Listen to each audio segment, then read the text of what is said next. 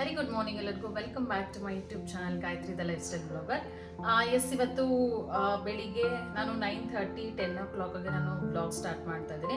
So ನೇಸನ್ನ ಸ್ಕೂಲಿಗೆ ಬಿಟ್ಟು ಬಂದಿದ್ದಾಯಿತು. So ಇವಾಗ ಫಸ್ಟ್ ನಾನು ಬ್ರೇಕ್ಫಾಸ್ಟ್ ರೆಡಿ ಮಾಡ್ಕೊಳ್ಬೇಕು. ಸೊ ಆ ಕಾರಣಕ್ಕೋಸ್ಕರ ನಾನು ಸ್ವಲ್ಪ ಡ್ರೈ ಫ್ರೂಟ್ಸ್ನೆಲ್ಲ ರಾತ್ರಿನೇ ಸೋಪ್ ಮಾಡಿ ಇಟ್ಟಿದ್ದೆ. ಸೊ ಹಾಗಾಗಿ ಅದರದ್ದು ಜಸ್ಟ್ ಮಿಲ್ಕ್ ಶೇಕ್ ಥರ ಏನಾದರೂ ಮಾಡ್ಕೊಳ್ಳೋಣ ಅಂದ್ಕೊಂಡೆ. ಸೊ ಸ್ಮೂದಿ ಮಾಡ್ಕೊತಾ ಇಲ್ಲ, ಬಿಕಾಸ್ ಬನಾನಾ ತೊಗೊಂಡು ಬರೋದು ನನಗೂ ಮರ್ತೋಗ್ಬಿಡ್ತು. ಸೊ ಹಾಗಾಗಿ ಜಸ್ಟ್ ಡ್ರೈ ಫ್ರೂಟ್ಸ್ ಮತ್ತು ಹಾಲು ಹಾಕ್ಬಿಟ್ಟು ಸೊ ಜಸ್ಟ್ ಒಂದು ಡ್ರಿಂಕ್ ಏನಾದರೂ ಕುಡಿಯೋಣ ಬ್ರೇಕ್ಫಾಸ್ಟ್ಗೆ ಅಂತ ಅಂದ್ಕೊಂಡಿದ್ದೀನಿ. ಸೊ ತಡ ಮಾಡೋದು ಬೇಡ, ಬೇಗ ಶುರು ಮಾಡೋಣ.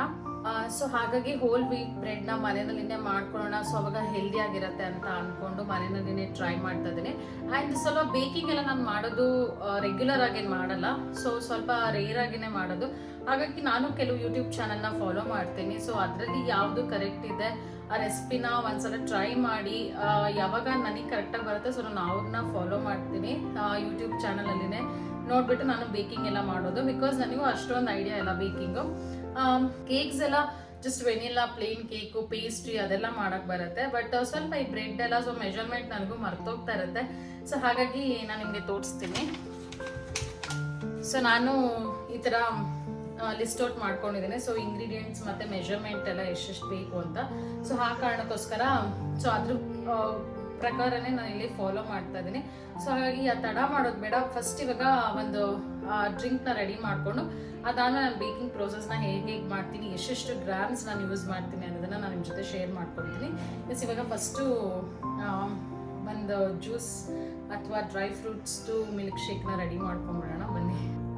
ಸೊ ನಾನು ಇಲ್ಲಿ ಯುಟಿಲಿಟಿ ಡೋರ್ನ ಕ್ಲೋಸ್ ಮಾಡಿದ್ದೀನಿ, ಬಿಕಾಸ್ ಅಲ್ಲಿಂದ ಬೆಳಕು ಬರುತ್ತೆ.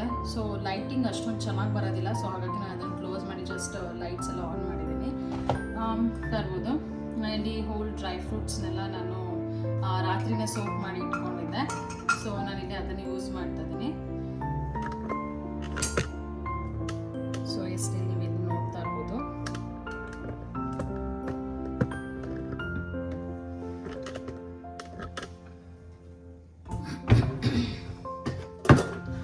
ಸೊ ಫಸ್ಟ್ ನಾನಿಲ್ಲಿ ಇದನ್ನು ಹಾಕೊಳ್ತಾ ಇದ್ದೀನಿ ಒಂದು ಮಿಕ್ಸಿ ಜಾರಿಗೆ. ಸೊ ನೀರು ಸಮೇತನೇ ಹಾಕೊಳ್ತಾ ಇದ್ದೀನಿ. ಆ್ಯಂಡ್ ಅದ್ರ ಜೊತೆಗೆ ನಾನಿಲ್ಲಿ ಸೊ ಅದಾದಮೇಲೆ ನಾನಿಲ್ಲಿ ಸ್ವಲ್ಪ ವಾಲ್ನಟ್ ಕೂಡ ಹಾಕೊಳ್ತಾ ಇದ್ದೀನಿ. ನನಗೆ ವಾಲ್ನಟ್ ನೀರಲ್ಲಿ ಸೋಪ್ ಮಾಡೋದು ಮರ್ತೋಯ್ತು ನೆನೆ ರಾತ್ರಿ. ಸೊ ಹಾಗೆ ಅದು ಸ್ವಲ್ಪ ಹಾಕೊಳ್ತಾ ಇದ್ದೀನಿ. ಆ್ಯಂಡ್ ಸ್ವಲ್ಪ ಹುರಿದಿಟ್ಟಿರುವಂಥ ಕಡಲೆ ಬೀಜ, ಸೊ ಅದನ್ನು ಕೂಡ ನಾನಿಲ್ಲಿ ಹಾಕೊಳ್ತಾ ಇದ್ದೀನಿ.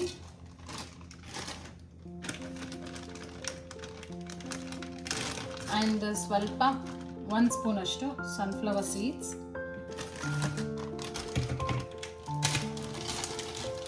ಆಮೇಲೆ ಸ್ವಲ್ಪ ಪಂಪ್ಕಿನ್ ಸೀಡ್ಸ್,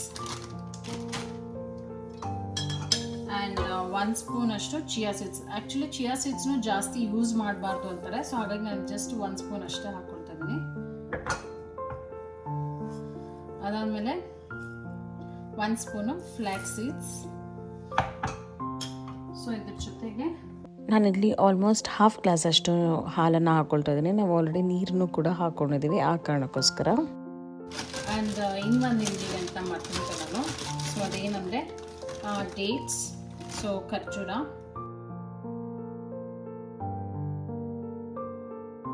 ಸೊ ಇವಾಗ ಇದಿಷ್ಟನ್ನು ಫೈನ್ ಪೇಸ್ಟ್ ಮಾಡ್ಕೊಳ್ಬೇಕಾಗತ್ತೆ. ನಾನಿಲ್ಲಿ ನಾರ್ಮಲ್ ಹಾಲನ್ನೇ ಯೂಸ್ ಮಾಡ್ತಾ ಇದ್ದೀನಿ. ಸೊ ನೀವು ಸ್ಲಿಮ್ ಮಿಲ್ಕ್ನ ಕೂಡ ಯೂಸ್ ಮಾಡ್ಬೋದು.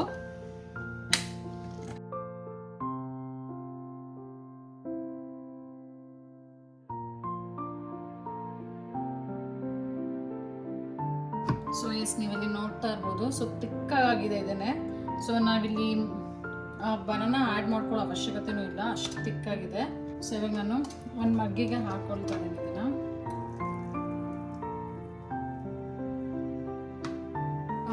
ಸೊ ನಾನು ಇದನ್ನು ಟೇಸ್ಟ್ ಮಾಡ್ತೀನಿ. ಸೊ ಹೇಗಿದೆ ಅಂತ ಹೇಳ್ತೀನಿ.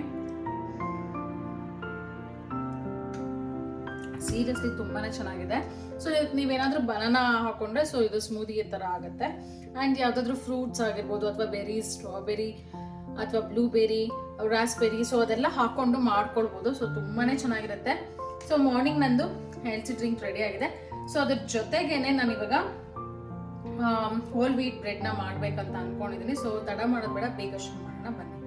ನಾನು ಆ್ಯಕ್ಚುಲಿ ನೀರನ್ನ ಬಿಸಿ ಆಗೋದಕ್ಕೆ ಇಟ್ಕೊಂಡಿದ್ದೀನಿ. ಸೊ ಇವಾಗ ನಾನಿಲ್ಲಿ 2 ಟೇಬಲ್ ಸ್ಪೂನ್ ಅಷ್ಟು ಹನಿ ಹಾಕ್ಕೊಳ್ತಾ ಇದ್ದೀನಿ. ಸೊ ಇಷ್ಟು ಹನಿ ಆದರೆ ಸಾಕಾಗತ್ತೆ. ಸ್ವಲ್ಪ ಸಾಲ್ಟ್.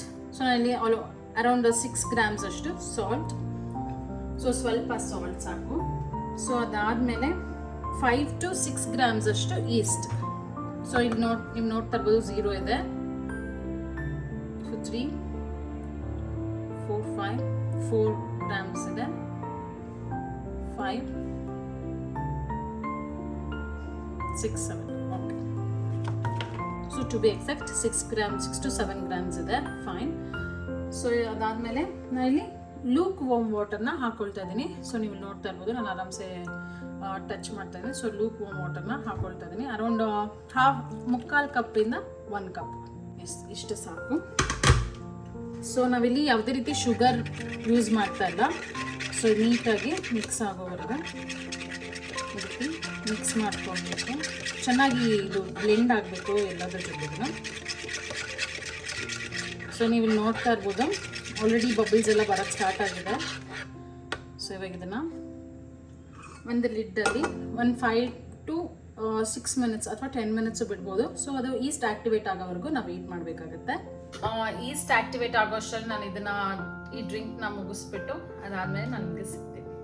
ಸೊ ನೀವು ಇಲ್ಲಿ ನೋಡ್ತಾ ಇರ್ಬೋದು, ಈಸ್ಟ್ ಎಲ್ಲ ನೀಟಾಗಿ ಫರ್ಮೆಂಟ್ ಆಗಿದೆ. ನೆಕ್ಸ್ಟ್ ನಾನಿಲ್ಲಿ ಒಂದು ಬೀಟರ್ನ ಇಟ್ಕೊಂಡಿದ್ದೀನಿ. ಸೊ ನೆಕ್ಸ್ಟ್ ನಾನಿಲ್ಲಿ 357 ಗ್ರಾಮ್ಸ್ ಅಷ್ಟು ವೀಟ್ ಫ್ಲೋರ್ನ ಇದಕ್ಕೆ ಹಾಕ್ಕೊಳ್ತಾ ಇದ್ದೀನಿ. ಸೊ ಬೀಟರಿಗೆ ಹಾಕ್ಕೊಳ್ತಾ ಇದ್ದೀನಿ. ಸೊ ಇವಾಗ ಬೀಟ್ ಆಗೋದಕ್ಕೆ ಸ್ಟಾರ್ಟ್ ಮಾಡೋಣ. ಸೊ ಇಲ್ಲಿ ನಾನು ಸ್ಲೋ ಆಗಿ ಬೀಟ್ ಆಗೋದಕ್ಕೆ ರೆಡಿ ಮಾಡ್ಕೊಂಡಿದ್ದೀನಿ. ನೆಕ್ಸ್ಟ್ ಇವಾಗ ನಾವೇನು ಈಸ್ಟ್ ಮಿಕ್ಸ್ಚರ್ ಮಾಡ್ಕೊಂಡಿದ್ವಿ ಅದನ್ನು ಹಾಕ್ಕೊಳ್ತಾ ಇದ್ದೀನಿ ನಾನಿಲ್ಲಿ.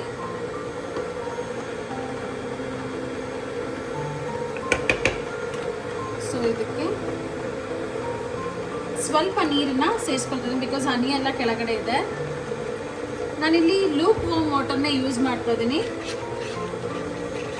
ಸೊ ಡೋ ಇಲ್ಲಿ ಸ್ವಲ್ಪ ಸಾಫ್ಟ್ ಆಗಿನೇ ನಾವು ಮಾಡ್ಕೊಳ್ಬೇಕಾಗತ್ತೆ. ಸೊ ನಾವಿಲ್ಲಿ ಗ್ರಾಜುಯಲಿ ಸ್ವಲ್ಪನೇ ನೀರನ್ನ ಹಾಕೊಳ್ಬೇಕಾಗತ್ತೆ. ನೆಕ್ಸ್ಟ್ ನಾನಿಲ್ಲಿ ಈ ಫ್ಲೋರ್ನ ಕ್ಲೀನ್ ಮಾಡ್ಕೊಂಡಿದ್ದೀನಿ, ಸ್ಲ್ಯಾಬ್ ಕ್ಲೀನ್ ಮಾಡ್ಕೊಂಡಿದ್ದೀನಿ. ಸೊ ಅಲ್ಲಿಗೆ ಸ್ವಲ್ಪ ಹಿಟ್ಟನ್ನ ಈ ರೀತಿ ಸ್ಪ್ರಿಂಕಲ್ ಮಾಡ್ತಾ ಇದ್ದೀನಿ. ಮಾಡಿಬಿಟ್ಟು ಸೊ ನಾವೇನು ಇದು ಡೋ ರೆಡಿ ಮಾಡ್ಕೊಂಡಿದ್ವಿ ಅದನ್ನೆಲ್ಲ ಹಾಕ್ಕೊಳ್ತಾ ಇದ್ದೀನಿ. ಸೊ ಇದಕ್ಕೆ ಸ್ವಲ್ಪ ಸ್ಟಿಕ್ ಆಗಿರುತ್ತಲ್ಲ ಅದನ್ನು ಕೂಡ ಅಲ್ಲಿ ಯೂಸ್ ಮಾಡ್ತಾ ಇದ್ದೀನಿ. ಸೊ ಅದನ್ನು ಇವಾಗ ನಾವು ಚೆನ್ನಾಗಿ ನೀಡ್ ಮಾಡ್ಕೊಳ್ಬೇಕಾಗುತ್ತೆ. ಸೊ ಈ ರೀತಿ ಚೆನ್ನಾಗಿ ನೀಡ್ ಮಾಡ್ಕೊಳ್ಳಿ. ಹಿಂಗೆ ಅಂದರೆ ಈ ರೀತಿ ಮಾಡಿ ಇದನ್ನು ಒಳಗೆ ತಳ್ಳಬೇಕು. ಈ ರೀತಿ ಮಾಡಿ ಇದನ್ನು ಒಳಗೆ ತಳ್ಳಬೇಕು. ಸೊ ಒಂದು 5 to 10 ಮಿನಿಟ್ಸ್ ನಾವು ಈ ರೀತಿ ಇದನ್ನು ಮಾಡ್ಕೋಬೇಕಾಗತ್ತೆ.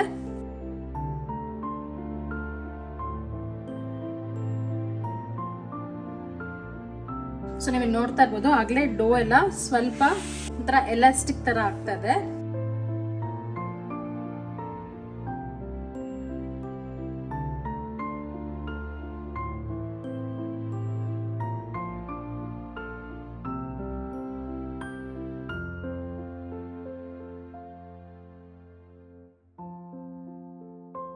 ಸೊ ಈ ಮೂಮೆಂಟಲ್ಲಿ ನಾನು ಸ್ವಲ್ಪ ಬಟರನ್ನು ಆ್ಯಡ್ ಮಾಡ್ತಾ ಇದ್ದೀನಿ.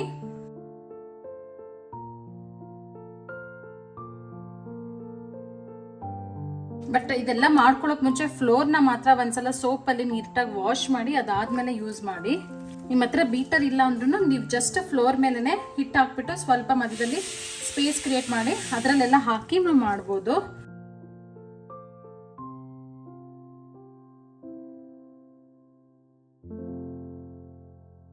ಸೊ ನೀವು ನೋಡ್ತಾ ಇರ್ಬೋದು, ಡೋ ಆಗಲೇ ಕೈಗೆ ಅಂಟ್ತಾ ಇಲ್ಲ.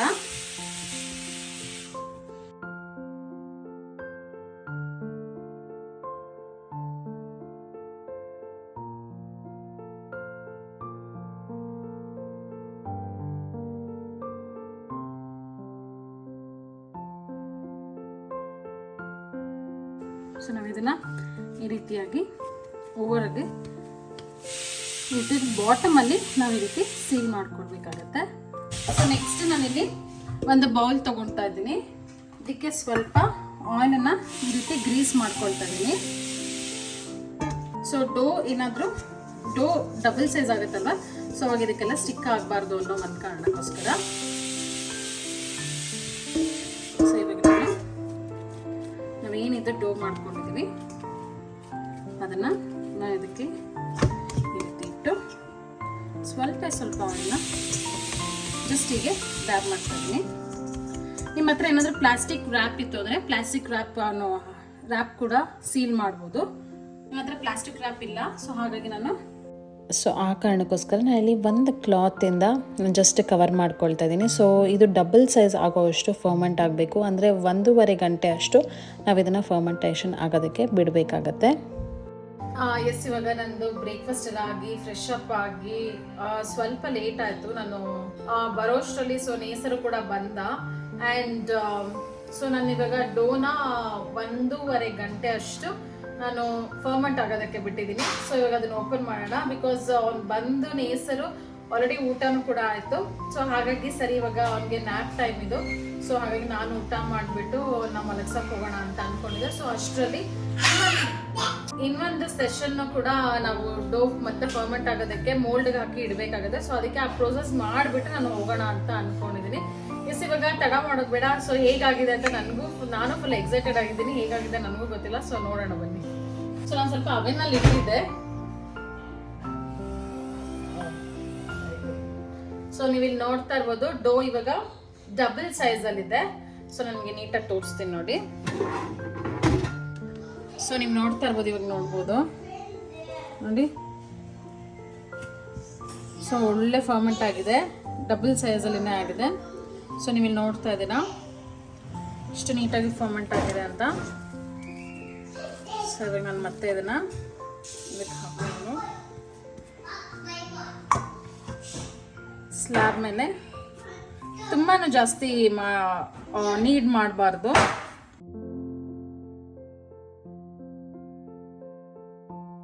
ಸೊ ಹೀಗೆ ಮಾಡಿಕೊಂಡು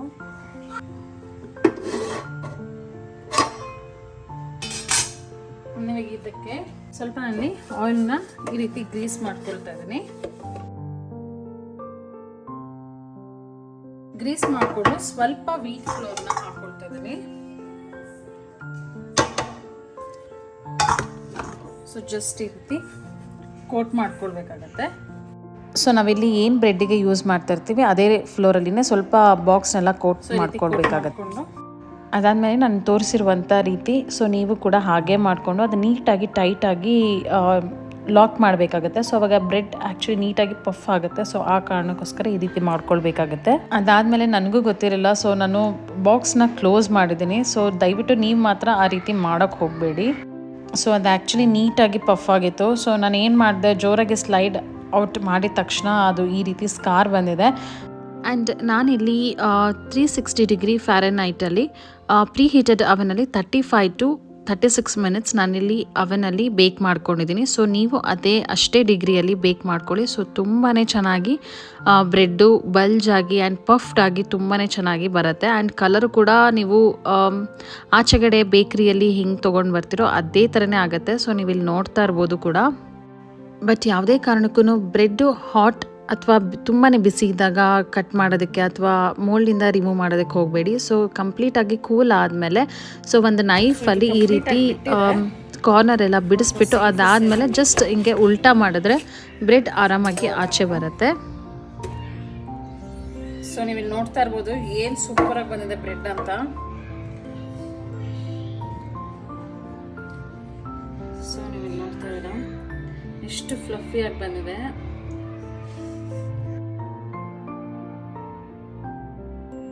ನೀವು ಇಲ್ಲಿ ನೋಡ್ತಾ ಇರ್ಬೋದು ಎಷ್ಟು ಚೆನ್ನಾಗಿ ಪಫ್ ಆಗಿದೆ ಅಂತ ಬ್ರೆಡ್ಡು. ಎಸ್, ನೀವು ಇಲ್ಲಿ ನೋಡ್ತಾ ಇದ್ದೀರಾ ಎಷ್ಟು ಚೆನ್ನಾಗಿದೆ ಬ್ರೆಡ್ ಅಂದ್ಬಿಟ್ಟು. ಸೂಪರ್ ಆಗಿದೆ ಬ್ರೆಡ್. ಆಕ್ಚುಲಿ ಇದ್ರಲ್ಲಿ ನಾನು ಒಂದು ಮಿಸ್ಟೇಕ್ ಕೂಡ ಮಾಡಿದ್ದೀನಿ. ಸೊ ಅದೇನು ಅಂದರೆ ನೀವು ಇಲ್ಲಿ ನೋಡ್ತಾ ಇರ್ಬೋದು ಈ ಸ್ಕಾರ್ ಏನಿದೆ ಇದು ನಾನು ಪಫ್ ಆಗೋವಾಗ ಲಿಡ್ ಕ್ಲೋಸ್ ಮಾಡಿದ್ದೆ. ಸೊ ದಯವಿಟ್ಟು ನೀವು ಅದನ್ನು ಮಿಸ್ಟೇಕ್ನ ಮಾಡಬೇಡಿ. ನಾನು ಮರ್ತುಬಿಟ್ಟು ನಾನು ಆ ಲಿಡ್ನ ಕ್ಲೋಸ್ ಮಾಡಿದ್ದೆ. ಸೊ ಅದೇನಾಯಿತು, ಚೆನ್ನಾಗಿ ಪಫ್ ಆಗಿತ್ತು. ಪಫ್ ಆದಾಗ ನಾನು ಈ ಥರ ಸ್ಕ್ರಾಲ್ ಮಾಡಿದ ತಕ್ಷಣ ಅದು ಈ ಥರ ಸ್ಕಾರ್ ಬಂದುಬಿಡ್ತು. ಸೊ ಅದನ್ನೇನು ಚೇಂಜ್ ಮಾಡೋಕ್ಕಾಗಲ್ಲ. ಸೊ ಹಾಗಾಗಿ ಬ್ರೆಡ್ ಆ್ಯಕ್ಚುಲಿ ಇನ್ನೂ ಪಫ್ಡ್ ಆಗಿ ಬರ್ತಾ ಇತ್ತು. ಸೊ ಇಷ್ಟು ಬಂದಿದೆ, ಬಟ್ ಇದು ಆ್ಯಕ್ಚುಲಿ ಇನ್ನೂ ಈ ಥರ ಬಲ್ಜ್ ಆಗಿ ಬರುತ್ತೆ. ಸೊ ನಾನು ಮಾಡಿದ ಮಿಸ್ಟೇಕಿಂದ ಇದು ಈ ಥರ ಮಧ್ಯದಲ್ಲಿ ಸ್ಕಾರ್ ಬಂದಿದೆ. ಸೊ ನೀವು ಮೈನಲ್ಲಿ ಇದೇ ಮೆಜರ್ಮೆಂಟ್ ಹಾಕಿ ಮಾಡಿ, ಬಟ್ ಕ್ಲೋಸ್ ಮಾತ್ರ ಮಾಡೋಕೆ ಹೋಗ್ಬೇಡಿ. ಸೊ ಪರ್ಫೆಕ್ಟಾಗಿ ಬರುತ್ತೆ ಈ ವೀಟ್ ಬ್ರೆಡ್ಡು ಅಂತಲೇ ಹೇಳ್ಬೋದು. ಸೊ ಇದು ಹೋಮ್ ಮೇಡ್ ನಾನು ಮಾಡಿರೋವಂಥ ಹೋಲ್ ವೀಟ್ ಬ್ರೆಡ್ ಅಂತಲೇ ಹೇಳ್ಬೋದು.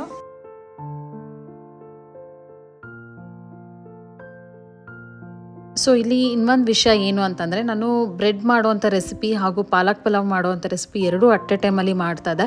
ಸೊ ಎರಡೂ ಕೂಡ ನನಗೆ ಎರಡು ಕಡೆನೂ ಶೂಟ್ ಮಾಡಿಕೊಂಡು ಮಾಡೋಕ್ಕಾಗ್ತಾಯಿಲ್ಲ. ಆ ಕಾರಣಕ್ಕೋಸ್ಕರ ನಾನು ಏನು ಮಾಡಿದೆ, ಬ್ರೆಡ್ದು ರೆಸಿಪಿ ನಾನು ಸ್ನಾನ ಮಾಡಿ ಫ್ರೆಶ್ ಅಪ್ ಆಗಿ ನೇಸರೆಲ್ಲ ಬಂದಮೇಲೆ ನಾನು ಮಾಡಿದ್ದು ಮತ್ತೆ ಮಿಕ್ಕಿದ್ದೆಲ್ಲ. ನಿಮಗೆ ಬ್ರೆಡ್ ರೆಸಿಪಿ ಹಾಗೂ ಪಾಲಕ್ ಪಲಾವ್ ರೆಸಿಪಿ ಎರಡೂ ನೀಟಾಗಿ ಅರ್ಥ ಆಗಲಿ ಅಂದ್ಬಿಟ್ಟು ನಾನು ಈ ರೀತಿ ಎಡಿಟ್ ಮಾಡಿ ಹಾಕಿದ್ದೀನಿ. ಸೊ ದಯವಿಟ್ಟು ಯಾವುದೇ ರೀತಿ ಕನ್ಫ್ಯೂಷನ್ ಆಗಬೇಡಿ.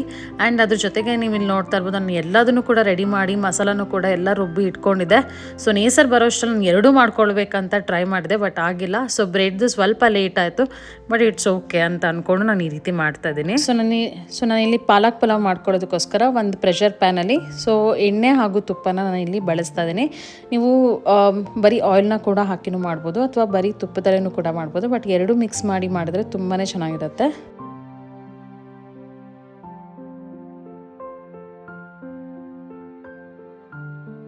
ಸೊ ಹಾಗಾಗಿ ನಾನು ಇಲ್ಲಿ ಒಂದು ಪ್ರೆಷರ್ ಪ್ಯಾನ್ಗೆ ತುಪ್ಪ ಹಾಗೂ ಎಣ್ಣೆನ ಹಾಕ್ಕೊಂಡಿದ್ದೀನಿ. ಸೊ ಅದು ಕರಗದ ಮೇಲೆ ನಾವು ನೆಕ್ಸ್ಟ್ ಪ್ರೊಸೆಸ್ನ ಸ್ಟಾರ್ಟ್ ಮಾಡ್ಕೋಬೇಕಾಗತ್ತೆ. ಸೊ ಇಲ್ಲಿ ಮಸಾಲ ಅಂತಂದರೆ ಜಸ್ಟ್ ಪಾಲಕ್ ಸೊಪ್ಪನ್ನು ನಾವು ರುಬ್ಕೊಳ್ಬೇಕಾಗತ್ತೆ ಅಷ್ಟೇ. ನೆಕ್ಸ್ಟ್ ನಾನು ಇಲ್ಲಿ ನಿಮಗೆ ಹೇಗೆ ಮಾಡೋದು ಅಂತ ಇಲ್ಲಿ ತೋರಿಸ್ತಾ ಹೋಗ್ತೀನಿ. ಸೊ ಎಣ್ಣೆ ಹಾಗೂ ತುಪ್ಪ ಬಿಸಿ ಆದಮೇಲೆ ನಾನು ಇಲ್ಲಿ ಸ್ವಲ್ಪ ಬೇ ಲೀಫ್ನ ಹಾಕ್ಕೊಂಡಿದ್ದೀನಿ. 2 ರಿಂದ 3 ಬೇ ಲೀಫ್ನ ನಾನು ಕಟ್ ಮಾಡಿ ಹಾಕ್ಕೊಂಡಿದ್ದೀನಿ. ಅದಾದಮೇಲೆ ಹೋಲ್ ಸ್ಪೈಸಸ್ನ ಹಾಕ್ಕೊಂಡಿದ್ದೀನಿ, ಅಂದರೆ ಚಕ್ಕೆ, ಮೊಗ್ಗು, ಲವಂಗ, ಏಲಕ್ಕಿ, ಸೋಂಪು, ಪುಲಾವ್ ಎಲೆ ಅಂದರೆ ಬೇ ಲೀಫ್. ಸೊ ಇದನ್ನೆಲ್ಲ 1 ರಿಂದ 2 ನಿಮಿಷ ಈ ರೀತಿ ಫ್ರೈ ಮಾಡ್ಕೋಬೇಕಾಗುತ್ತೆ. ಸೊ ಜಾಸ್ತಿ ಫ್ರೈ ಮಾಡೋ ಹಾಗಿಲ್ಲ. ಅದಾದಮೇಲೆ ನಾನಿಲ್ಲಿ 1 ಈರುಳ್ಳಿನ ಸ್ಲೈಸ್ ಕಟ್ ಮಾಡಿ ನಾನಿಲ್ಲಿ ಹಾಕ್ಕೊಳ್ತಾ ಇದ್ದೀನಿ. ಸೊ ನಿಮಗೆ ಬೇಕಂದರೆ ಫೈನ್ ಚಾಪ್ ಕೂಡ ಮಾಡಿ ಹಾಕ್ಕೊಳ್ಬೋದು, ಬಟ್ ನಾನಿಲ್ಲಿ ಯೂಶ್ವಲಿ ನಾನು ರೈಸ್ ಎಲ್ಲ ಮಾಡೋವಾಗ ಸ್ಲೈಸ್ ಕಟ್ ಮಾಡಿನೇ ಹಾಕ್ಕೊಳ್ತೀನಿ. ಸೊ ಆ ಕಾರಣಕ್ಕೋಸ್ಕರ ನಾನಿಲ್ಲಿ 1 ಮೀಡಿಯಮ್ ಸೈಜ್ ಈರುಳ್ಳಿನ ಸ್ಲೈಸ್ ಕಟ್ ಮಾಡಿ ಹಾಕ್ಕೊಳ್ತಾ ಇದ್ದೀನಿ. ಸೊ ಸ್ವಲ್ಪ ಗೋಲ್ಡನ್ ಬ್ರೌನ್ ಬರೋ ತನಕ ಫ್ರೈ ಮಾಡಿಕೊಂಡ್ರೆ ಸಾಕಾಗುತ್ತೆ. ಸೊ ಜಾಸ್ತಿನೂ ಏನು ಫ್ರೈ ಮಾಡೋ ಅವಶ್ಯಕತೆ ಇಲ್ಲ. ಸೊ ಜಸ್ಟ್ ಹಸಿ ವಾಸನೆ ಹೋಗೋವರೆಗೂ ನಾವಿಲ್ಲಿ ಫ್ರೈ ಮಾಡ್ಕೊಳ್ಬೇಕಾಗತ್ತೆ.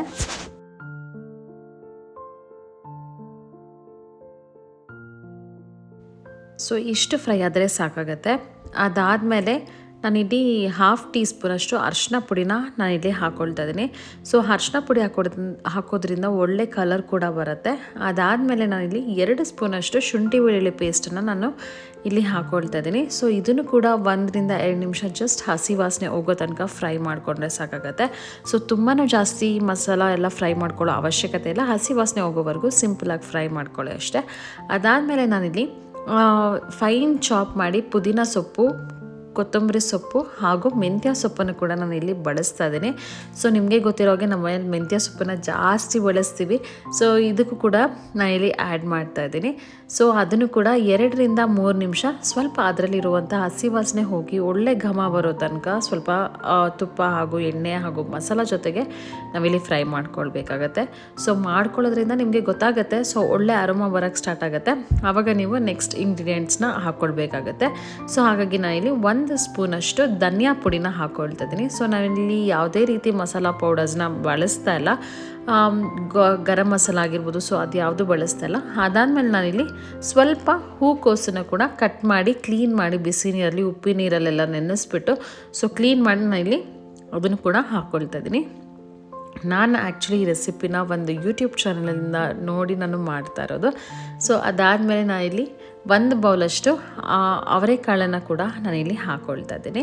ಆ್ಯಂಡ್ ಅವರೆಕಾಳು ರೈಸ್ ಜೊತೆಗೆ ತುಂಬಾ ಚೆನ್ನಾಗಿ ಟೇಸ್ಟ್ ಕೊಡುತ್ತೆ. ಸೊ ಹಾಗಾಗಿ ನಾನು ಅದನ್ನು ಹಾಕ್ಕೊಂಡಿದ್ದೀನಿ. ಆ್ಯಂಡ್ ಅದಾದಮೇಲೆ ನಾನಿಲ್ಲಿ 1 ದೊಡ್ಡ ಬೌಲಷ್ಟು ಎಲೆಕೋಸನ್ನು ಕೂಡ ಹಾಕ್ಕೊಂಡಿದ್ದೀನಿ. ಆ್ಯಂಡ್ ನಾನಿಲ್ಲಿ ನಿಮಗೆ ಮೊದಲೇ ಹೇಳಿದೆ, ಸೊ ನಾನಿಲ್ಲಿ ಒಂದು ಯೂಟ್ಯೂಬ್ ಚಾನಲ್ನ ನೋಡಿಬಿಟ್ಟು ನಾನಿಲ್ಲಿ ಈ ರೆಸಿಪಿನ ಮಾಡ್ತಾಯಿದ್ದೀನಿ ಅಂತ. ಅದು ಯಾವುದು ಅಂತಂದರೆ ಮನೆ ರಸದೂಟ ಅನ್ನೋ ಚಾನಲಲ್ಲಿ ಇವರು ಇದನ್ನು ತೋರಿಸಿದ್ದಾರೆ. ಸೊ ಅವರು ಇಲ್ಲಿ ಎಲೆಕೋಸು ಹಾಗೂ ಇದು ಅವರೆಕಾಳೇನು ಹಾಕ್ಕೊಂಡಿಲ್ಲ. ಸೊ ನಾನಿಲ್ಲಿ ಅವರೆಕಾಳು ಬದಲಾಗಿ ಅವರು ಬಟಾಣಿ ಹಾಕ್ಕೊಂಡಿದ್ದಾರೆ. ಸೊ ನನಗೆ ಅವರೆಕಾಳು ಇಷ್ಟ ಆಗಿರೋದ್ರಿಂದ ನಾನು ಸ್ವಲ್ಪ ಚೇಂಜಸ್ ಮಾಡಿ ಹಾಕ್ಕೊಂಡಿದ್ದೀನಿ. ಸೊ ನನ್ನ ಸ್ಟೈಲಲ್ಲಿ ನಾನು ಸ್ವಲ್ಪ ಚೇಂಜ್ ಮಾಡಿ ನಾನು ಮಾಡ್ತಾಯಿದ್ದೀನಿ ಅಷ್ಟೇ. ಸೊ ಇದನ್ನು ನೀವು ಆ ಚಾನಲ್ಲು ಕೂಡ ನೋಡ್ಬೋದು. ಆ್ಯಂಡ್ ಅವರು ಇದೇ ಪ್ರೊಸೀಜರಲ್ಲಿನೇ ಮಾಡಿದ್ದಾರೆ. ಸೊ ನಾನಿಲ್ಲಿ ಮಾತ್ರ ಎಕ್ಸ್ಟ್ರಾ 2 ಇಂಗ್ರೀಡಿಯೆಂಟ್ಸ್ನ ಮಾತ್ರ ಆ್ಯಡ್ ಮಾಡಿದ್ದೀನಿ ಅಷ್ಟೇ. ಸೊ ಇನ್ನು ಮಿಕ್ಕಿದ ಪ್ರೊಸೀಜರೆಲ್ಲ ಸೇಮ್ ಅವ್ರು ಹೇಗೆ ಮಾಡಿದಾರೋ ಅದನ್ನೇ ನೋಡಿಕೊಂಡು ನಾನಿಲ್ಲಿ ಮಾಡ್ಕೊಳ್ತಾ ಇರೋದು. ಆ್ಯಂಡ್ ಇನ್ನೊಂದು ವಿಷಯ ಏನಂದರೆ, ನಾನು ಮಾಡೋವಂಥ ಪ್ರೊಸೀಜರ್ ಬೇರೆ ಇದೆ ಪಾಲಕ್ ಪಲಾವ್ ಎಲ್ಲ. ಸೊ ನಾನು ಇದು ಫಸ್ಟ್ ಟೈಮ್ ಅವ್ರದ್ದು ನೋಡಿದೆ. ಸೊ ಹಾಗಾಗಿ ಮಾಡ್ಕೊಳ್ಬೇಕು ಅಂತ ಅನ್ನಿಸ್ತು. ಆ ಕಾರಣಕ್ಕೋಸ್ಕರ ಅದೇ ಥರನೇ ಮಾಡ್ಕೊಳ್ತಾ ಇದ್ದೀನಿ. ಆ್ಯಂಡ್ ಇನ್ನೊಂದು ವಿಷಯ ಏನಂದರೆ, ನಾನು ಯೂಶ್ವಲಿ ರೈಸ್ ಎಲ್ಲ ಮಾಡೋವಾಗ ತರಕಾರಿಗಳನ್ನ ಜಾಸ್ತಿ ಬಳಸ್ತೀನಿ. ಸೊ ನಾವು ಮನೆಯಲ್ಲಿ ತರಕಾರಿ ತಿನ್ನೋದು ಸ್ವಲ್ಪ ಕಡಿಮೆ ಚಂದು ಎಲ್ಲ. ಸೊ ಹಾಗಾಗಿ ನಾನು ರೈಸ್ ಏನಾದರೂ ಮಾಡೋವಾಗ ಅವ್ರಿಗೆ ತುಂಬಾ ಇಷ್ಟ ಆಗುತ್ತೆ. ಆ ಕಾರಣಕ್ಕೋಸ್ಕರ ನಾನು ವೆಜ್ಜಸ್ನ ಜಾಸ್ತಿ ಬಳಸ್ತೀನಿ. ಆ್ಯಂಡ್ ನಾನಿಲ್ಲಿ 1.5 ಟೊಮೆಟೊನ ರಫ್ ಚಾಪ್ ಮಾಡಿ ಹಾಕ್ಕೊಳ್ತಿದ್ದೀನಿ. ಸೊ ಫೈನ್ ಚಾಪ್ ಮಾಡಿದರೆ ಚಂದುಗೆ ಇಷ್ಟ ಆಗೋದಿಲ್ಲ. ಆ ಕಾರಣಕ್ಕೋಸ್ಕರ ನಾನಿಲ್ಲಿ ರಫ್ ಚಾಪ್ ಮಾಡಿ ಹಾಕ್ಕೊಳ್ತಾ ಇದ್ದೀನಿ. ಸೊ ನಿಮ್ಗೆ ಈ ಥರ ಇಷ್ಟ ಇರೋದ್ರೆ ನೀವು ಫೈನ್ ಚಾಪ್ ಮಾಡಿನೂ ಕೂಡ ಹಾಕ್ಕೊಳ್ಬೋದು. ಆ್ಯಂಡ್ ಇದೆಲ್ಲ ತರಕಾರಿ ಹಾಕ್ಕೊಂಡ್ಮೇಲೆ 2-3 ನಿಮಿಷ ಸ್ವಲ್ಪ ಚೆನ್ನಾಗಿ ಫ್ರೈ ಮಾಡ್ಕೊಳ್ಬೇಕಾಗತ್ತೆ. ಸೊ ಎಣ್ಣೆಯಲ್ಲೆಲ್ಲ ಹಾಕಿ ಫ್ರೈ ಮಾಡ್ಕೊಂಡಾಗ ತರಕಾರಿ ಕೂಡ ಕ್ರಂಚಿಯಾಗಿ ತುಂಬಾ ಚೆನ್ನಾಗಿರುತ್ತೆ. ಸೊ ತುಂಬ ಪೇಸ್ಟಾಗಿ ಆ ಥರ ಆಗೋದಿಲ್ಲ.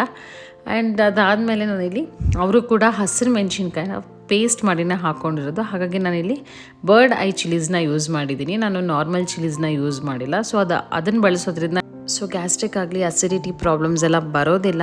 ಆ್ಯಂಡ್ ಇದು ತುಂಬ ಖಾರನೂ ಕೂಡ ಇರುತ್ತೆ. ಆ್ಯಂಡ್ ತುಂಬ ಕಡಿಮೆನೂ ಹಾಕಬೇಕಾಗತ್ತೆ.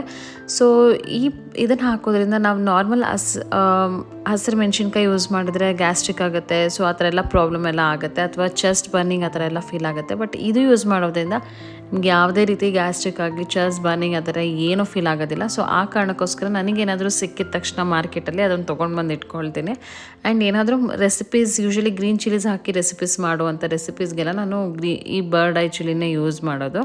ಸೊ ಅದಾದಮೇಲೆ 2-3 ನಿಮಿಷ ಚೆನ್ನಾಗಿ ಇದೆಲ್ಲ ಫ್ರೈ ಮಾಡ್ಕೊಳ್ಬೇಕಾಗತ್ತೆ. ಬಟ್ ಈ ರೀತಿ ಒಂದ್ಸಲ ಮಾಡಿ. ಸೊ ಯಾರ್ಯಾರು ನನ್ನ ವ್ಲಾಗ್ಸ್ನ ನೋಡ್ತಿರ್ತಾರ ದಯವಿಟ್ಟು ನನಗೆ ವ್ಲಾಗ್ಸ್ನ ಲೈಕ್ ಮಾಡಿ. ಯಾರ್ಯಾರು ವಾಚ್ ಮಾಡ್ತಿದ್ದೀರಾ ದಯವಿಟ್ಟು ಲೈಕ್ ಮಾಡಿ.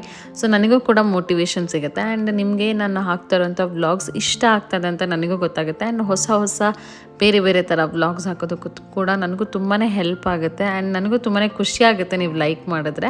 ಆ್ಯಂಡ್ ಕಮೆಂಟ್ ಕೂಡ ಮಾಡಿ. ಯಾರಾದರೂ ಮನೆಯಲ್ಲಿ ರೆಸಿಪೀಸ್ ಎಲ್ಲ ಟ್ರೈ ಮಾಡಿದರೆ ದಯವಿಟ್ಟು ಕಮೆಂಟ್ ಕೂಡ ಮಾಡಿ. ನನಗೆ ತುಂಬಾ ಇಷ್ಟ ಆಗುತ್ತೆ. ಸೊ ನಿಮ್ಮ ಸಪೋರ್ಟ್ ನನಗೆ ತುಂಬಾ ಇಂಪಾರ್ಟೆಂಟ್.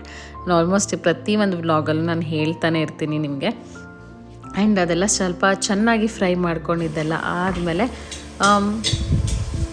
ನಾವು ರುಬ್ಬಿಟ್ಕೊಂಡಿರುವಂಥ ಪಾಲಕ್ ಸೊಪ್ಪದು ಪೇಸ್ಟನ್ನ ಕೂಡ ಹಾಕ್ಕೊಳ್ಬೇಕಾಗತ್ತೆ. ಸೊ ಯಾವುದೇ ರೀತಿ ಇನ್ನೊಂದು ವಿಷಯ ಏನಂದರೆ, ಯಾವುದೇ ಕಾರಣಕ್ಕೂ ತುಂಬಾ ಜಾಸ್ತಿ ಫ್ರೈ ಮಾಡ್ಕೊಳಕ್ಕೆ ಹೋಗಬೇಡಿ. ಸೊ ಕಲರ್ ಚೇಂಜ್ ಆದರೆ ರೈಸ್ ಕುಕ್ ಆದಮೇಲೆ ಕಲರ್ ಕೂಡ ಚೇಂಜ್ ಆಗುತ್ತೆ. ಬಟ್ ಅವರು ಕೂಡ ವೀಡಿಯೋನಲ್ಲಿ ತುಂಬಾ ಚೆನ್ನಾಗಿದೆ ಅವ್ರು ಮಾಡಿರೋಂಥ ಕಲರ್. ನನಗೆ ತುಂಬಾ ಇಷ್ಟ ಆಗಿ ನಾನು ಈ ರೆಸಿಪಿನ ಮನೆಯಲ್ಲಿ ಟ್ರೈ ಮಾಡಿದ್ದು. ಆ್ಯಂಡ್ ಅದಾದಮೇಲೆ ನಾನಿಲ್ಲಿ ಪಾಲಕ್ ಪೇಸ್ಟನ್ನು ಹಾಕ್ಕೊಂಡಿದ್ಮೇಲೆ ಸೊ ಅದೇ ಜಾರಲ್ಲಿ ಸ್ವಲ್ಪ ಆ ಪಾಲಕ್ ಪೇಸ್ಟೆಲ್ಲ ಇರುತ್ತಲ್ವ, ಅದಕ್ಕೆ ನೀರು ಹಾಕ್ಬಿಟ್ಟು ನಾನು ಇಲ್ಲೇ ಹಾಕ್ಕೊಂಡಿದ್ದೀನಿ. ನಾನಿಲ್ಲಿ 5 ಗ್ಲಾಸಸ್ ಅಷ್ಟು ಅಕ್ಕಿನ ಬಳಸ್ತಾ ಇದ್ದೀನಿ. ಸೊ ನಾನಿಲ್ಲಿ ಯಾವುದೇ ರೀತಿ ನೆನೆಸಿಟ್ಟಿಲ್ಲ, ಅವರು ಕೂಡ ಹಾಗೆ ಮಾಡಿದ್ದಾರೆ. ಸೊ ಅವ್ರದ್ದೇ ನಾನು ಫಾಲೋ ಮಾಡ್ತಾ ಇದ್ರಿಂದ ನಾನು ಕೂಡ ನೆನೆಸಿಲ್ಲ ರೈಸ್ನ. ಸೊ ಡೈರೆಕ್ಟ್ ವಾಶ್ ಮಾಡಿ ನಾನು 5 ಗ್ಲಾಸಷ್ಟು ರೈಸ್ ಹಾಕ್ಕೊಂಡಿದ್ದೀನಿ. 5 ಗ್ಲಾಸಸ್ಗೆ ನಾನಿಲ್ಲಿ 1 ಗ್ಲಾಸ್ಗೆ 1.5 ಗ್ಲಾಸಷ್ಟು ನೀರಿನ ಕನ್ಸಿಸ್ಟೆನ್ಸಿಯಲ್ಲಿ ನಾನು ನೀರನ್ನು ಬಳಸಿದ್ದೀನಿ. ಸೊ ಅದಾದಮೇಲೆ ರುಚಿಗೆ ಎಷ್ಟು ಬೇಕೋ ಅಷ್ಟು ಉಪ್ಪನ್ನು ಕೂಡ ನಾನು ಇಲ್ಲೇ ಹಾಕ್ಕೊಳ್ತಾ ಇದ್ದೀನಿ. ಸೊ ನೀವು ಕೂಡ ಇದೇ ಕನ್ಸಿಸ್ಟೆನ್ಸಿಯಲ್ಲಿ ಮಾಡಿ ನೋಡಿ. ಸೊ ತುಂಬಾ ಚೆನ್ನಾಗಾಗುತ್ತೆ. ನಾನು ಕೂಡ ಅಂದ್ಕೊಂಡಿರಲಿಲ್ಲ ಇಷ್ಟು ಚೆನ್ನಾಗಿ ಇಷ್ಟು ರುಚಿಯಾಗಿ ಬರುತ್ತೆ ಅಂತ. ಸೊ ಅದಾದಮೇಲೆ ನಾನಿಲ್ಲಿ ವಾಶ್ ಮಾಡಿ ಇಟ್ಕೊಂಡಿರುವಂಥ ರೈಸನ್ನು ನಾನಿಲ್ಲಿ ಮಸಾಲಾಗೆ ಹಾಕ್ಕೊಳ್ತಾ ಇದ್ದೀನಿ. ಸೊ ಇದನ್ನು ಸ್ವಲ್ಪ ಕುದಿ ಬರೋವರೆಗೂ ನಾವು ಕುದಿಸ್ಕೊಳ್ಬೇಕಾಗತ್ತೆ. ಅದಾದಮೇಲೆ ನಾವು ಲಿಡ್ಡೆಲ್ಲ ಕ್ಲೋಸ್ ಮಾಡಿ ದಮ್ಗಿಡಬೇಕಾಗತ್ತೆ. ಸೊ ನೀವು ಇಲ್ಲಿ ನೋಡ್ತಾ ಇರ್ಬೋದು. ಈ ಮೂಮೆಂಟಲ್ಲಿ ನೀವು ಸೀಸನಿಂಗ್ ಎಲ್ಲ ಚೆಕ್ ಮಾಡ್ಕೊಳ್ಬೋದು. ಸೊ ಉಪ್ಪೇನಾದರೂ ಬೇಕಂದರೆ ಎಕ್ಸ್ಟ್ರಾ ಉಪ್ಪು ಕೂಡ ಆ್ಯಡ್ ಮಾಡ್ಬೋದು, ಅಥವಾ ಖಾರ ಏನಾದರೂ ಬೇಕಂದರೆ ಸ್ವಲ್ಪ ಮೆಣಸಿನ್ಕಾಯಿನ ಪೇಸ್ಟ್ ಮಾಡಿಕೊಂಡು ನೀವಿಲ್ಲಿ ಬಳಸ್ಬೋದು. ಸೊ ನನಗಿಲ್ಲಿ ಸ್ವಲ್ಪ ಉಪ್ಪು ಕಡಿಮೆ ಇದೆ ಅನಿಸ್ತು. ಯೂಶ್ವಲಿ ನಾನು ರೈಸ್ ಎಲ್ಲ ಮಾಡೋವಾಗ ಪ್ರತಿಯೊಂದು ಅಡುಗೆ ಮಾಡೋವಾಗ ನಾನು ಉಪ್ಪನ್ನ ಕಡಿಮೆ ಹಾಕ್ತೀನಿ. ಸೊ ಎಕ್ಸ್ಟ್ರಾ ಬೇಕಂದರೆ ಅದಾದಮೇಲೆ ಹಾಕ್ಕೋಬೋದು ಅನ್ನೋ ಕಾರಣಕ್ಕೋಸ್ಕರ. ಅದಾದಮೇಲೆ ನಾನು ಇಲ್ಲಿ ಹೋಲ್ ಲೆಮನ್ ಜ್ಯೂಸ್ನ ನಾನು ಇಲ್ಲಿ ಬಳಸ್ತಾ ಇದ್ದೀನಿ. ಬಿಕಾಸ್ ನಾನು ರೈಸ್ ಕ್ವಾಂಟಿಟಿ ಸ್ವಲ್ಪ ಜಾಸ್ತಿ ತೊಗೊಂಡಿದ್ದೀನಿ. ಆ ಕಾರಣಕ್ಕೋಸ್ಕರ ನಾನು ಇಲ್ಲಿ 1 ನಿಂಬೆಹಣ್ಣನ್ನು ಪೂರ್ತಿ ಬಳಸ್ತಾ ಇದ್ದೀನಿ. ಸೊ ಜ್ಯೂಸು ಕೂಡ ತುಂಬಾ ಚೆನ್ನಾಗಿ ಜಾಸ್ತಿನೇ ಇತ್ತು ಅಂತಲೇ ಹೇಳ್ಬೋದು ಲೆಮನಲ್ಲಿ. ಸೊ ಯೂಶ್ವಲಿ ಹೇಳ್ತಾರೆ ತಿನ್ನಾಗಿರುವಂಥ ಸಿಪ್ಪಿನಲ್ಲಿ ಜ್ಯೂಸ್ ಜಾಸ್ತಿ ಇರುತ್ತೆ ಅಂತ. ಸೊ ಹಾಗೇ ಇತ್ತು. ಆ್ಯಂಡ್ ಅದಾದಮೇಲೆ ಇನ್ನೊಂದು ಸ್ವಲ್ಪ ರುಚಿ ಜಾಸ್ತಿ ಮಾಡೋದಕ್ಕೋಸ್ಕರ ನಾನು ಕೊನೆಯದಾಗಿ ತುಪ್ಪನೂ ಕೂಡ ಆ್ಯಡ್ ಮಾಡ್ತಾಯಿದ್ದೀನಿ.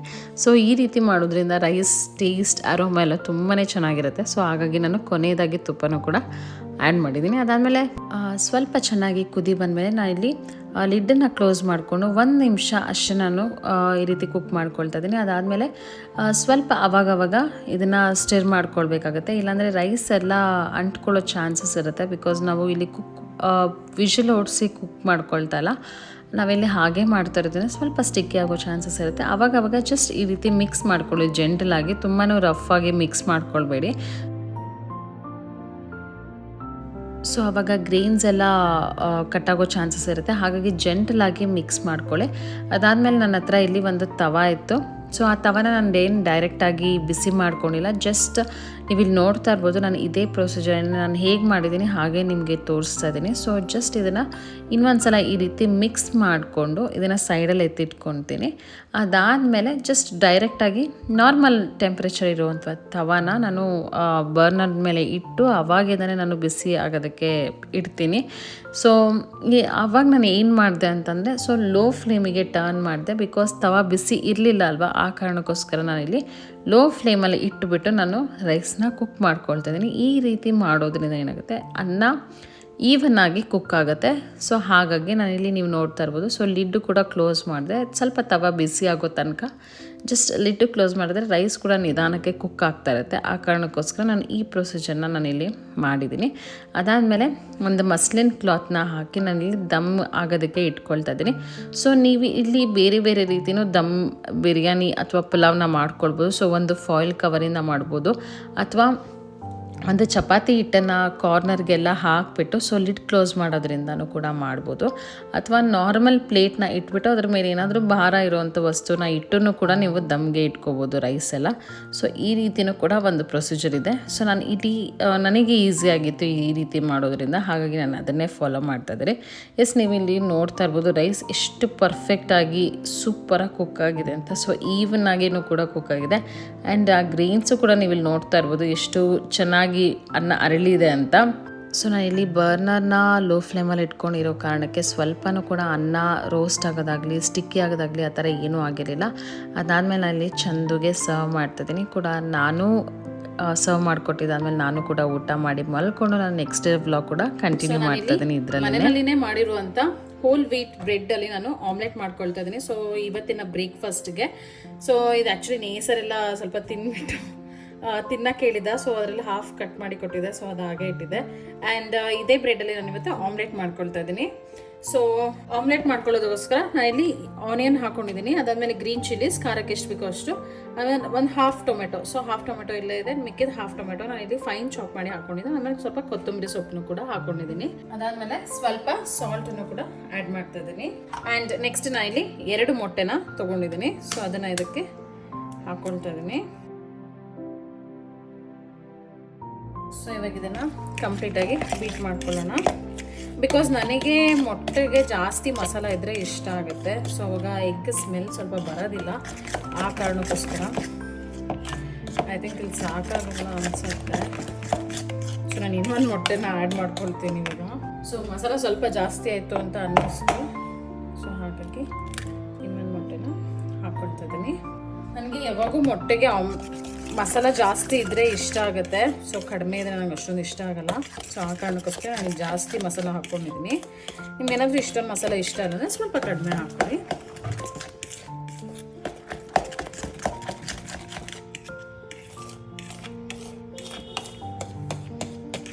ಸೊ ಬಿಕಾಸ್ ಬ್ರೆಡ್ ಕೂಡ ತುಂಬ ಬ್ಲ್ಯಾಂಡ್ ಆಗಿರುತ್ತೆ. ಸೊ ಆ ಕಾರಣಕ್ಕೋಸ್ಕರ ನಾನು ಮಸಾಲಾನ ಜಾಸ್ತಿ ಹಾಕ್ಕೊಂಡಿದ್ದೀನಿ. ಸೊ ಈ ರೀತಿ ಚೆನ್ನಾಗಿ ಮಸಾಲ ಎಲ್ಲ ಮಿಕ್ಸ್ ಆಗಬೇಕು. ಸೊ ನೀವು ಇದಕ್ಕೆ ಬೇಕಂದರೆ ಖಾರದ ಪುಡಿನೂ ಕೂಡ ಹಾಕ್ಕೊಳ್ಬೋದು, ಚೆನ್ನಾಗಿರುತ್ತೆ. ನಾನು ಇಲ್ಲಿ ಒಂದು ತವ ಇಟ್ಕೊಂಡಿದ್ದೀನಿ. ಫಸ್ಟ್ ನಾನು ಒಂದು ಸ್ಪೂನಷ್ಟು ತುಪ್ಪ ಹಾಕ್ಕೊಳ್ತಾ ಇದ್ದೀನಿ. ಸೊ ಇವಾಗ ನಾನು ಏನು ಮಾಡ್ಕೊಂಡಿದ್ದೀನಿ ಆಮ್ಲೆಟ್ ಅದನ್ನು ಹಾಕ್ಕೊಳ್ತಾ ಇದ್ದೀನಿ. Egg mixture. ಸೊ ಫಸ್ಟ್ ಇದನ್ನು ನೀಟಾಗಿ ರೀತಿ ಸ್ಪ್ರೆಡ್ ಮಾಡ್ಕೊಳ್ಳಿ. ಸ್ಪ್ರೆಡ್ ಮಾಡಿಬಿಟ್ಟು ಸೊ ಈ ಬ್ರೆಡ್ ಸ್ಲೈಸ್ ಏನಿದೆ ಇದನ್ನ ಹೀಗೆ ಹಾಕಿ ಹೀಗೆ ಹಾಕ್ಕೊಳ್ಳಿ. ಇದನ್ನು ಕೂಡ ಅಷ್ಟೇ.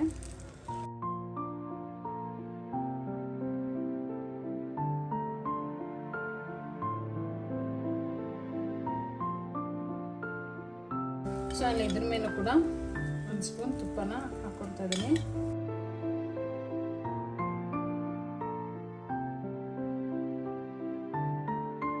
ಸೊ ನೆಕ್ಸ್ಟ್ ಇವಾಗ ನಾನು ಫ್ಲಿಪ್ ಮಾಡಿಕೊಂಡೆ. ಸೊ ಆ್ಯಕ್ಚುಲಿ ಇದಿಷ್ಟು ತಿಂದ್ಬಿಟ್ಟು ಆ್ಯಕ್ಚುಲಿ ನೇಸನ್ನ ಸ್ಕೂಲಿಗೆ ಬಿಟ್ಟು ಬಂದಿದ್ದು ಆಯಿತು. ಸೊ ಹಾಗಾಗಿ ನನಗೆ ಫಸ್ಟ್ ಡ್ರಿಂಕ್ ನಾನು ಇದನ್ನು ಕುಡಿತೀನಿ. ಅದ್ರ ಜೊತೆಗೆ ಇದನ್ನು ಕುಡಿತಾ ಆದಮೇಲೆ ಒಂದು 10-15 ಮಿನಿಟ್ಸ್ ಬಿಟ್ಬಿಟ್ಟು ನಾನು ಅದಾದಮೇಲೆ ಇದನ್ನು ಬ್ರೇಕ್ಫಾಸ್ಟ್ ಮಾಡ್ಕೊಳ್ತೀನಿ.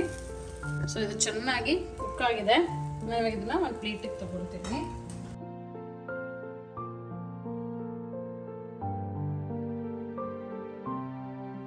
ಇಲ್ಲಿ ಇನ್ನೊಂದು ವಿಷಯ ಏನಂದರೆ ಇದ್ರದ್ದು ರೆಸಿಪಿ ಅಂದರೆ ಈ ಡ್ರಿಂಕ್ದು ರೆಸಿಪಿ ನಾನು ಆಲ್ರೆಡಿ ನನ್ನ ಹಳೆಯ ವ್ಲಾಗಲ್ಲಿ ನಾನು ಅಪ್ಲೋಡ್ ಮಾಡಿದ್ದೀನಿ. ಸೊ ಇನ್ನೊಂದು ಸಲ ಬೇಕಂದರೆ ನಾನು ಜಸ್ಟ್ ಹೇಳ್ತಾ ಹೋಗ್ತೀನಿ. ಸೊ ನಾನಿಲ್ಲಿ 1 ಸ್ಪೂನಷ್ಟು ಜೀರಿಗೆ, 1 ಸ್ಪೂನಷ್ಟು ಸೋಂಪು ಕಾಳು, 1 ಸ್ಪೂನಷ್ಟು ಓಂ ಕಾಳು, ಅದಾದಮೇಲೆ 1 ಸ್ಪೂನಷ್ಟು ಮೆಂತ್ಯ ಕಾಳು, ಇದಿಷ್ಟನ್ನು ಹಾಕಿ ಸ್ವಲ್ಪ ನಿಮಗೆ ಬೇಕಂದರೆ ನೀವು ಅರಿಶಿನ ಪುಡಿ ನೀವು ಸರ್ವ್ ಮಾಡಿದ್ರೆ ನಿಮಗೇನು ಸ್ಕಿನ್ ಪ್ರಾಬ್ಲಮ್ ಅಂದರೆ ಆ್ಯಕ್ನಿ ಆಗಲಿ ಅಥವಾ ಪಿಂಪಲ್ಸ್ ಆಗಲಿ ಬರೋದಿಲ್ಲ ಅಂತಂದರೆ ಸೊ ನೀವು ಇಲ್ಲಿ ಯೂಸ್ ಮಾಡ್ಬೋದು. ಬಟ್ ನನಗಂತೂ ಅರಿಶಿನ ಪುಡಿ ಹಾಕ್ಕೊಂಡು ಏನಾದರೂ ಕುಡಿದ್ರೆ ಸೊ ನೆಕ್ಸ್ಟ್ ಡೇಗೆ ನನಗೆ ಪಿಂಪಲ್ಸ್ ಬರುತ್ತೆ. ಹಾಗಾಗಿ ನಾನು ಇಲ್ಲಿ ಅರಿಶಿನ ಪುಡಿ ಅಷ್ಟೊಂದು ಬಳಸಿಲ್ಲ. ನಾನು ಜಸ್ಟ್ ಪಿಂಚ್ ಅಷ್ಟು ಮಾತ್ರ ನಾನು ಇಲ್ಲಿ ಯೂಸ್ ಮಾಡಿದ್ದೀನಿ. ವೆರಿ ಲಿಟಲ್ ಕ್ವಾಂಟಿಟಿ ಅಷ್ಟು ಮಾತ್ರ ನಾನು ಇಲ್ಲಿ ಯೂಸ್ ಮಾಡಿದ್ದೀನಿ. ಸೊ ನಿಮಗೆ ಸ್ಕಿನ್ಗೆ ಅದು ಅಡ್ಜಸ್ಟ್ ಆಗುತ್ತೆ ಅನ್ನಂಗಿದ್ರೆ ಖಂಡಿತ ಬಳಸ್ಬೋದು. ಸೊ ಇದ್ರ ಹಾಕೋದ್ರಿಂದ ಅಥವಾ ಕುಡಿಯೋದ್ರಿಂದ ತುಂಬಾ ಸ್ಕಿನ್ಗೆ ಬೆನಿಫಿಟ್ಸ್ ಇದೆ. ಸೊ ಅದಾದಮೇಲೆ ಇದು ಇವತ್ತಿನ ಬ್ರೇಕ್ಫಾಸ್ಟ್ ನಮ್ಮದು. ಬ್ರೇಕ್ಫಾಸ್ಟ್ ಎಲ್ಲ ಮುಗಿಸ್ಕೊಂಡು ನಾನು ಕೂಡ ಫ್ರೆಶ್ ಅಪ್ ಆಗಿ ರೆಡಿ ಆಗೋ ಅಷ್ಟರಲ್ಲಿ ನೇಸರನ್ನ ಪಿಕ್ ಮಾಡೋವಂಥ ಟೈಮ್ ಆಯಿತು. ಸೊ ನಾನಿಲ್ಲಿ ಯಾವುದೇ ರೀತಿ ಮಧ್ಯಾಹ್ನದ ಅಡುಗೆ ಮಾಡಿಲ್ಲ. ಬಿಕಾಸ್ ನಿನ್ನೆ ರೈಸ್ ಮಾಡಿದ್ದೇನೆ ತುಂಬಾ ಜಾಸ್ತಿ ಇತ್ತು. ಸೊ ಆ ಕಾರಣಕ್ಕೋಸ್ಕರ ಸರಿ ಚಂದು ಏನು ಮಾಡಬೇಡ ಅಂತ ಹೇಳಿದ್ರು. ಸೊ ಚಂದು ಇಲ್ಲಿ ಹೋಟೆಲ್ಗೆ ಹೋಗಿದ್ರು. ಸೊ ನೇಸರು ಹೋಟೆಲ್ ಹತ್ರ ಹೋಗಬೇಕು ಅಂತಂದ. ಸೊ ಹಾಗಾಗಿ ಸ್ಕೂಲಿಂದ ಪಿಕ್ ಮಾಡಿಕೊಂಡು ನೇಸರನ್ನ ಅಲ್ಲಿ ಕರ್ಕೊಂಡೋದೆ. ಆ್ಯಂಡ್ ಅದಾದಮೇಲೆ as usual same routine. So ಅವನಿಗೆ ಊಟ ಮಾಡಿಸಿ ಮಲಗಿಸ್ದೆ. ಈವನ್ ನಾನು ಕೂಡ ನೆನ್ನೆ ಮಾಡಿರುವಂಥ ಪಾಲಕ್ ಪಲಾವ್ ಇತ್ತು. ಸೊ ಅದನ್ನೇ ಕೂಡ ಊಟ ಮಾಡಿ ನಾನು ಕೂಡ ಮಲ್ಕೊಂಡೆ. ಆ್ಯಂಡ್ ಅದಾದಮೇಲೆ ಈವ್ನಿಂಗ್ ಅಷ್ಟರಲ್ಲಿ ನಾವು ಫ್ರೆಂಡ್ಸ್ ಎಲ್ಲ ಸ್ವಲ್ಪ ಎಲ್ಲಾದರೂ ಆಚೆ ಹೋಗೋಣ ಡಿನ್ನರ್ಗೆ ಅಂತ ಅಂದ್ಕೊಂಡ್ವಿ. ಸೊ ಅವತ್ತಿನ ದಿನ ವ್ಯಾಲೆಂಟೈನ್ಸ್ ಡೇ ಇತ್ತು. ಸೊ ಹಾಗಾಗಿ ನಾವೆಲ್ಲ ಜಸ್ಟ್ 4 ಜನ ಅಷ್ಟೇ ನಾವು ಆಚೆ ಹೋಗಿದ್ವಿ ನೇಸನ್ನ ಕೂಡ ಕರ್ಕೊಂಡು. ಆ್ಯಂಡ್ ನೀವು ಇಲ್ಲಿ ನೋಡ್ತಾ ಇರ್ಬೋದು ನಾವು ಆ್ಯಕ್ಚುಲಿ ಇಲ್ಲೇ ಇರುವಂಥ ನಮ್ಮ ಮನೆ ಹತ್ರನೇ ಇರುವಂಥ ವಿನ್ಸನ್ ಮ್ಯಾನರ್ಗೆ ಹೋಗಿದ್ವಿ. ಸೊ ತುಂಬಾ ಚೆನ್ನಾಗಿತ್ತು ಆ್ಯಂಬಿಯನ್ಸ್ ಎಲ್ಲ. ಸೊ ಇದಕ್ಕಿಂತ ಮುಂಚೆನೂ ಸುಮಾರು ಸಲ ಹೋಗಿದ್ದೀವಿ.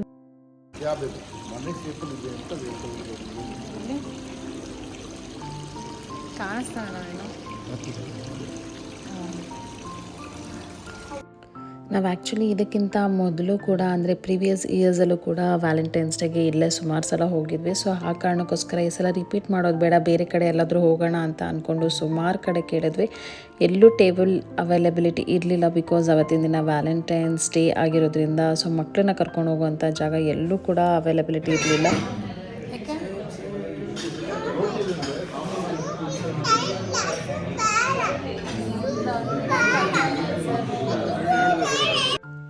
ಎಸ್, ನನ್ನ ಈ 2 ದಿನಗಳು ಇಷ್ಟು ಸುಂದರವಾಗಿ ಇಷ್ಟು ಬ್ಯೂಟಿಫುಲ್ ಆಗಿ ತುಂಬಾ ಇಷ್ಟ ಆಗೋ ಥರನೇ ಇತ್ತು ಅಂತಲೇ ಹೇಳ್ಬೋದು. ಎಸ್, ನನ್ನ ವ್ಲಾಗ್ ಈ ರೀತಿ ಇತ್ತು. ಸೊ ನನ್ನ ವ್ಲಾಗ್ ಇಷ್ಟ ಆದರೆ ದಯವಿಟ್ಟು ನನ್ನ ಚಾನಲ್ಗೆ ಸಬ್ಸ್ಕ್ರೈಬ್ ಮಾಡ್ಕೊಳ್ಳಿ, ಲೈಕ್ ಮಾಡಿ, ಶೇರ್ ಮಾಡಿ ಅಂತ ಹೇಳ್ತಾ ನಾನು ಈ ವ್ಲಾಗ್ನ ಮುಗಿಸ್ತಾ ಇದ್ದೀನಿ. ನಾಳೆ ಮತ್ತೆ ಹೊಸ ವ್ಲಾಗ್ ಜೊತೆ ಭೇಟಿಯಾಗೋಣ. Stay tune.